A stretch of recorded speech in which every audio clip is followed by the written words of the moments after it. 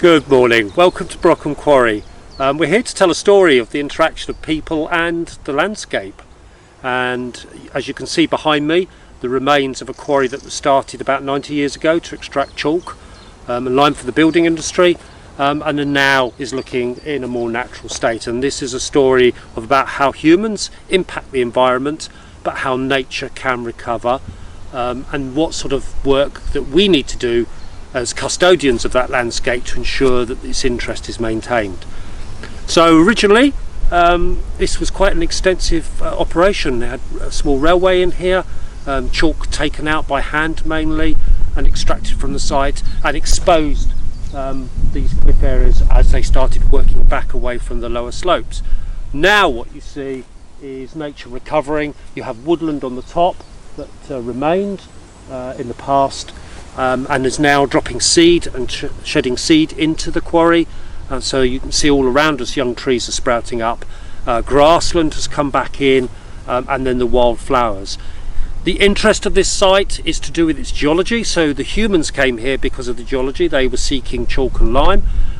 Nature, or certain elements of nature, like chalk conditions, like the slightly alkaline conditions, and because there is very little topsoil in this site, the nutrient levels are quite low, so that again creates conditions suitable for wildflowers to flourish.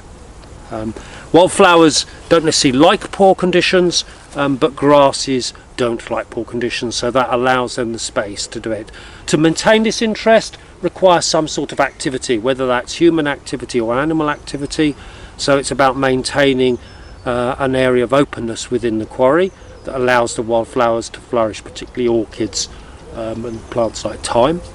That activity can be animal activity, so we have rabbit and deer naturally living within the quarry, but also can be human animal activity. Both our livestock, so the conservation organisations graze sheep, cattle and goats within the quarry area, and human activity from the point of view of volunteers. So in front of us we can see the three main areas of ecological interest in Brockham Quarry. So on the top of the quarry are the remnants of a woodland that wasn't cleared during the original quarry works, a mixed deciduous woodland dominated by yew and white beam with some dogwood, some silver birch, and there'll be some oak in there. And then that woodland has started to stretch down into the quarry, where trees have managed to find a footing, extending down towards the bottom of the quarry. You can see the bare slopes, which are a product of the original quarrying. They've stayed more open because of their steepness and the fact that the chalk fragments off during the winter, and they've kept clear. And then down in the bottom of the quarry, the flatter areas in front of us, you can see where we have chalk grassland as established, and the wildflowers associated with it.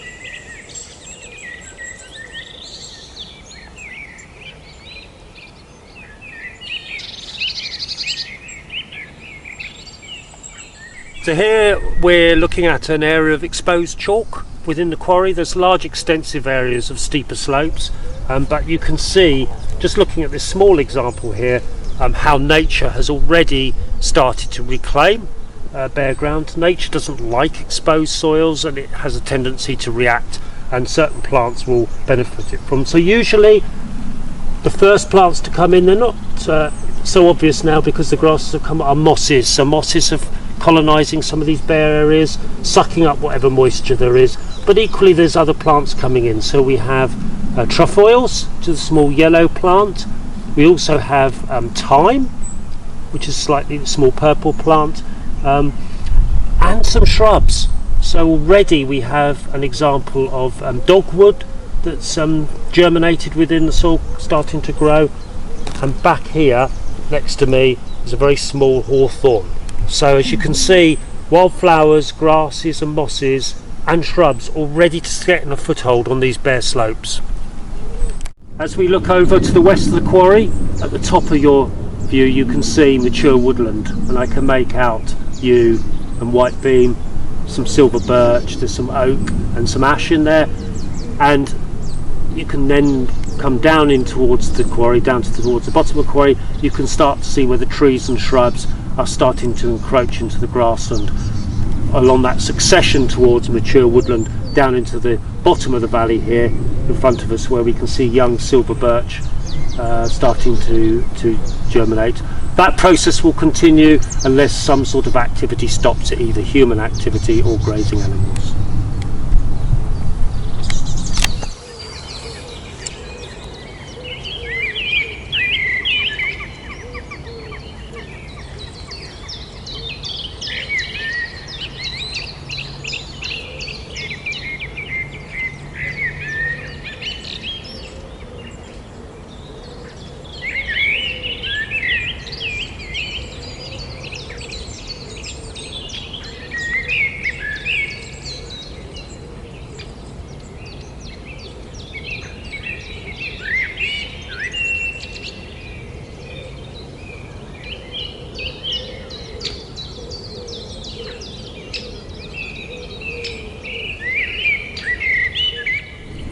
I'm stood here in the quarry floor at Brockham Quarry, and the thing that I really want to sort of explain here is about the value of lumps and bumps. As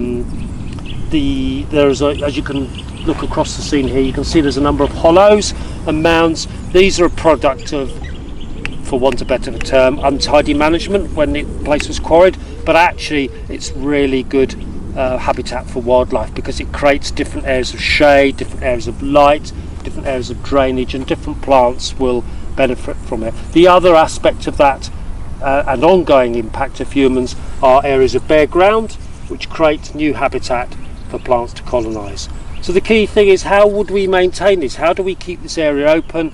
How do we maintain those lumps and bumps? How do we maintain bare ground? Well, it's management. Whether that management is using animals, large animals, goats, sheep, cattle, or whether it's human activity, volunteers coming in, clearing out these young birch seedlings, which eventually will colonise the whole area, scraping areas. The cattle themselves will roll around and walk around and create bare habitat. But it's that ongoing input, human input and animal input, that's required to keep this site of interest maintained in the future.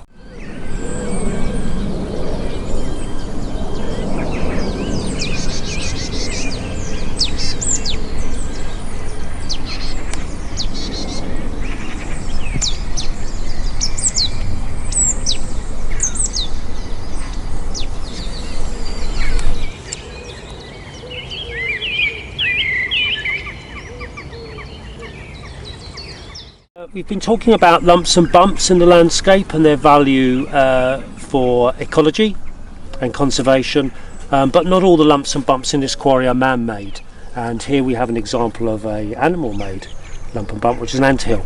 So because this quarry is not mown, the anthills survive, they're not destroyed by the mowing action, and the grazing animals don't harm them.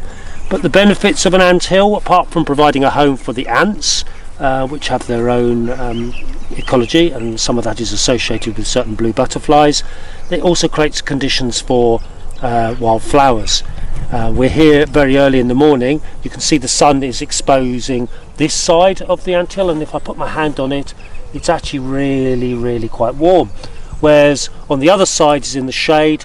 It's much cool. It actually feels cooler. I can actually tell a difference in temperature, and the sun will move around exposing this slope, so that creates different conditions. And it also creates nice dry soft soil conditions for plants to grow in. So we have bird's foot trefoil growing on the plant, but we also have thyme. It's not in flower, it's gone over. There's a few down the bottom that are in flower, but both these species like these conditions, and those plants offer a food source for insects, butterflies, moths and certain beetles. So a little habitat in its own right, and these are dotted all across the quarry floor, and they benefit from the fact that this site is not mown but is grazed.